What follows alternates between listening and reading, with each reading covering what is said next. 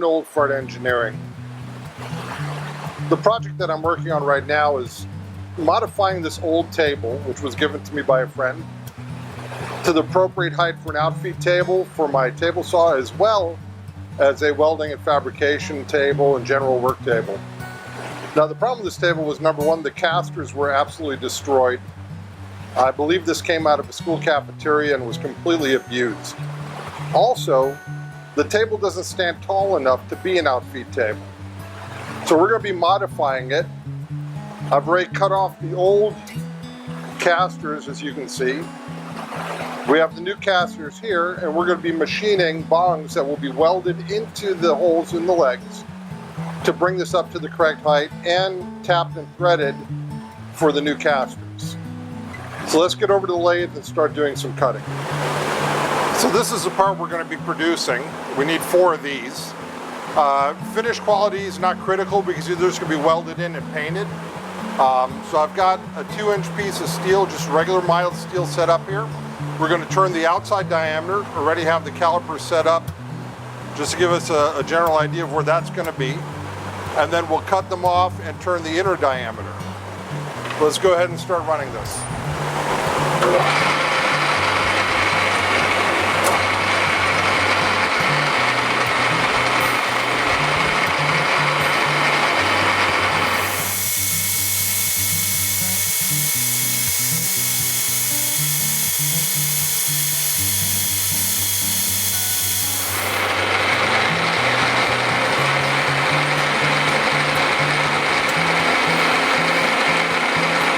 Bring this back to 0, and then we'll use our compound. The advance will take another 20 thou off.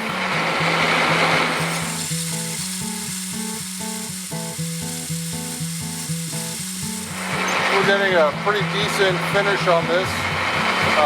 Mild steel doesn't turn the prettiest, but for what we're doing, it's more than adequate. Nobody will ever see this. It's going to be painted, and it's just a functional piece for the shop.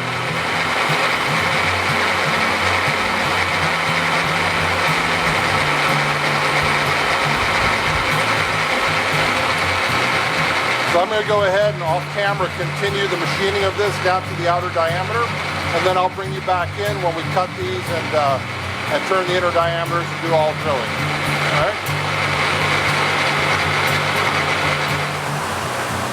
Alright, so we finished turning them to our outer diameter, and now we're over here on the bandsaw. We're going to cut them off at 2 inches, and then we'll be putting them back on the lathe.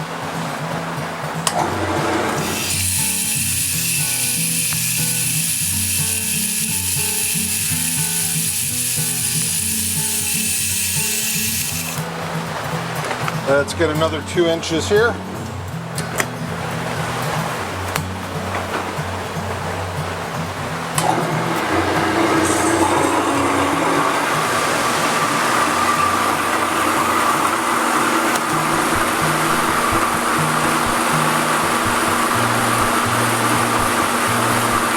And we'll just do this a couple more times and we'll have all 4 of our pieces.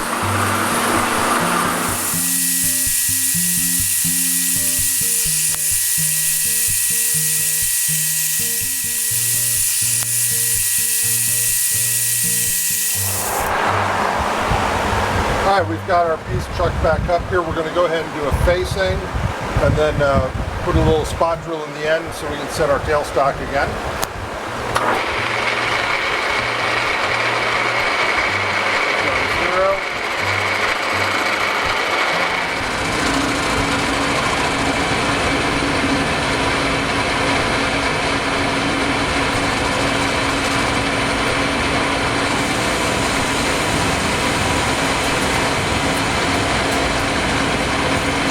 I'm just doing this by hand instead of using the power feed, just because it's such a small thing, and surface finish isn't of any concern to me at this point, really. Alright, so we got that face. Let's go ahead and put a little center drill in it.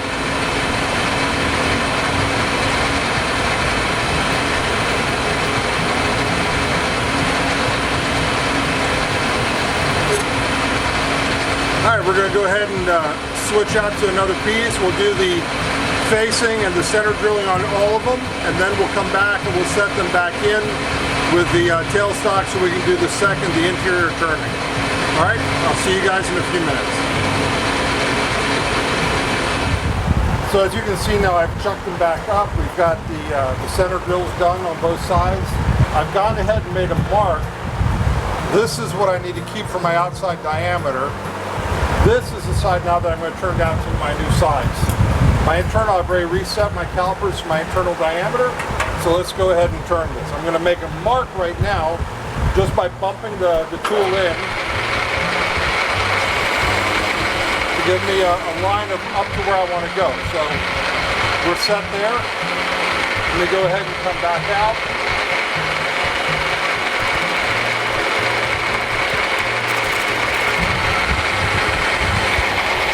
So we're just going to run this down to our internal diameter. And once we got that,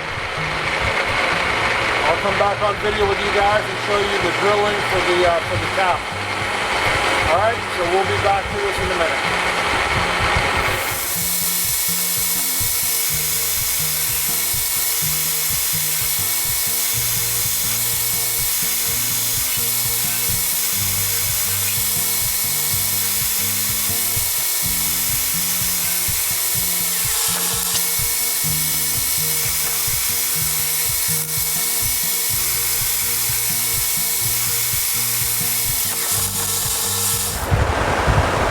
So we've gotten the internal diameter turned. We're now going to go ahead and drill with a 5/16 bit because we need a tap for 3/8 16 for the casters to go in. So we're going to go ahead now and do the drilling. Let's get a little oil on here.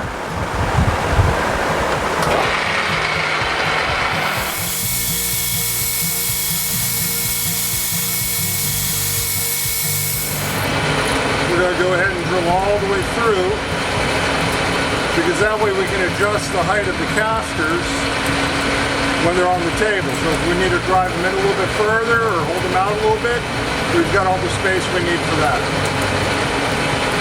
And there we are all the way through. So I'm going to do this to all 4 of them and then we'll come back and we're ready to start tapping.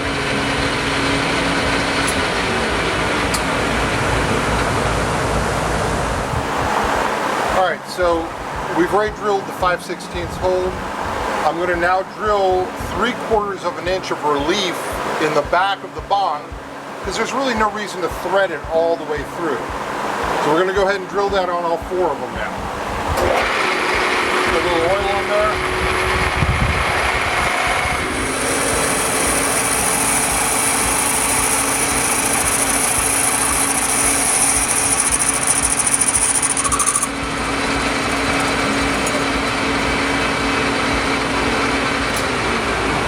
That should give us a little bit of relief, so just to ease up on the threading.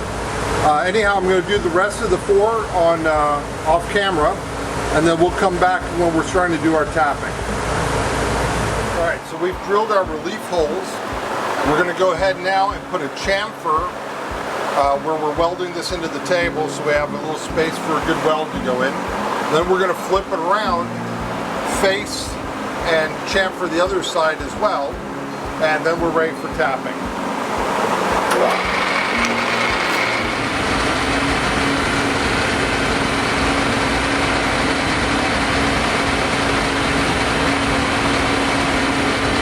This in is 0. Just gonna bring this in and give it a little bump.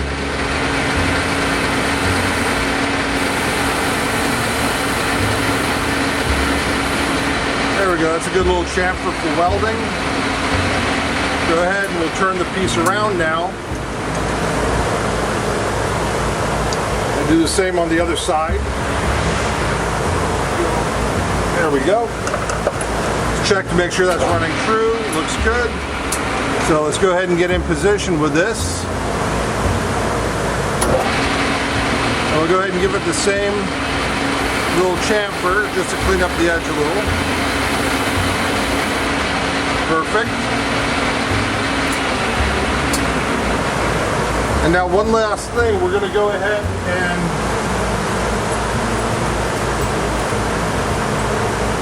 put a chamfer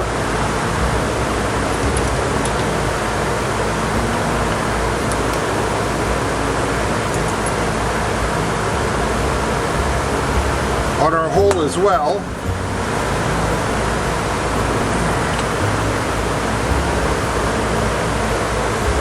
Just clean that up a touch.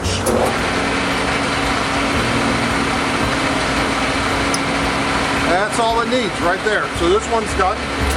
We're going to go ahead and do the same thing on the other three, and then we're ready to start tapping. We'll come back for the tapping in a moment. All right, we've done all the chamfering. We're now back to do our tap. What we're going to do is we're going to start our tap in the lathe so it starts nice and straight, but we won't finish our tapping until after we've welded them into the table. That way it's just easier to tap them. But we want to get our threads started here so we have a nice straight start. So we're just going to run this in a little bit,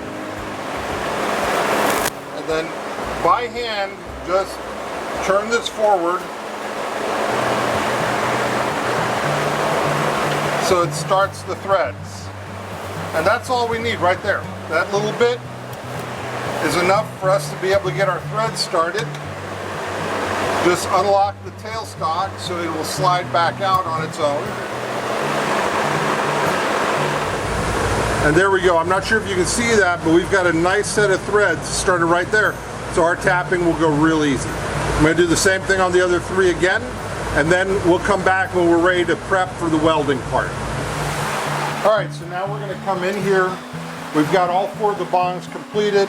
We're going to prep the edge of the leg here on all four for welding. So we're going to do a slight bevel on the outside, clean everything up so there's no debris. And we're just simply using a flap wheel for this on an angle grinder.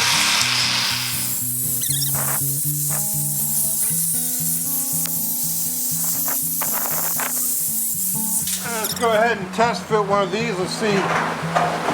There we go. So that's now ready for welding. I'll go ahead and do the other three legs, and then we'll come back when we're set up for the welder. All right, so now we're going to go ahead. We're going to take a little bit of lacquer thinner, get the machining oil off of our part, because we don't want any of that contamination on here for welding. Just simply wiping it down, getting all the oil residue off. Wiping down around this the part here on the leg. And this thing is now ready to be welded.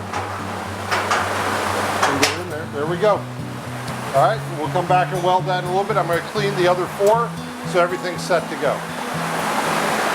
All right, so now we're ready to go ahead and start welding.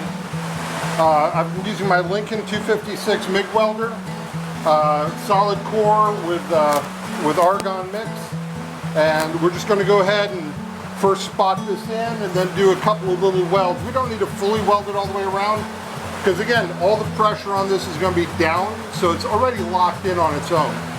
If you don't know how to weld, you could even just set these in here with some JB Weld epoxy and they would hold just fine. So don't let the fact that you don't weld or don't have a welder limit you in doing something like this.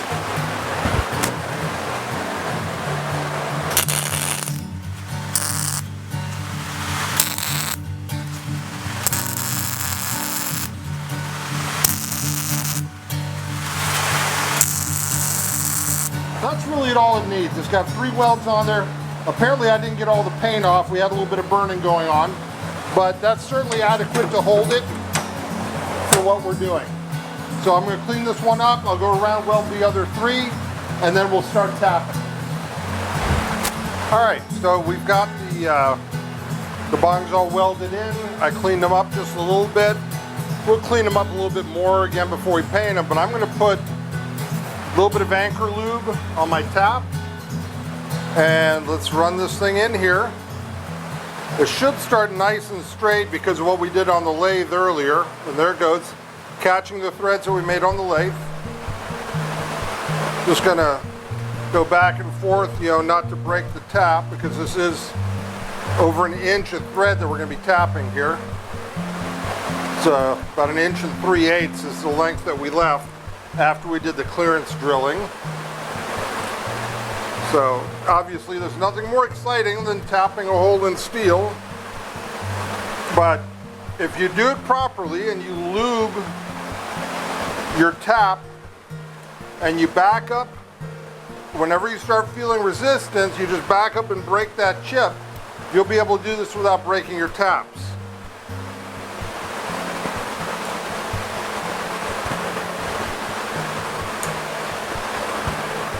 And it's going nice and smoothly. We're almost through it.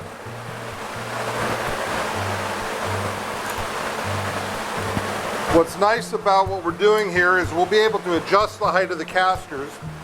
That's why I use stem casters rather than the normal square top casters. Because with the square top casters, you've got your 4 bolts and you have a limited amount of adjustment that you can do with spacers or washers. Whereas with these threaded stem casters, you can easily adjust one leg if there's a little tipping or rocking to the table to compensate for that. So the stem casters are just an easy way to go for something like this, especially since we have round legs on this table. It's just the best thing to do. And hopefully we're almost through here. Feels like we're just about to clear it. Anyhow, we'll get this done. I'll do a little bit of cleanup, throw a little bit of paint on it, and then we'll mount the casters and I'll show you the finished project. Stay tuned for that. Well, at this point I've finished all the tapping. I went ahead and put a coat of gray Rust-Oleum on there just to protect the new metal from flash rusting. I will eventually refinish this entire table, but for the time being it's going to serve its purpose as an outfeed for my table saw and a fabrication table in the shop. The locking casters make it safe to have it on the back of the table saw when we're cutting longer lumber. And it's a wonderful heavy-duty table, and it's so great to be able to reuse this rather than discarding it just because it had bad wheels. Always feel free to modify things to make them work for you. Be a maker, not a consumer. All right, so our outfeed table is completed. Let's go ahead and cut a little wood and see if it's going to do what we want.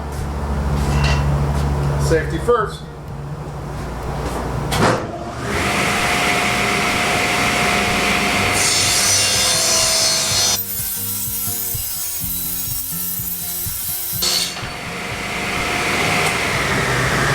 That's perfect. I've got a great outfeed table now. Thanks for watching. Please subscribe, hit the bell icon for notifications, and I'll see you in the next video.